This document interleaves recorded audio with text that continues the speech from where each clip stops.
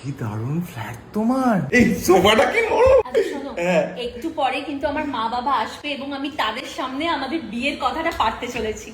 And you know what, যখন আমার মা বাবা জানতে পারবে যে তাদের হবু জামাই একটা বিরাট বড় কোম্পানির এমডিও, তারা ভীষণ খুশি হবে।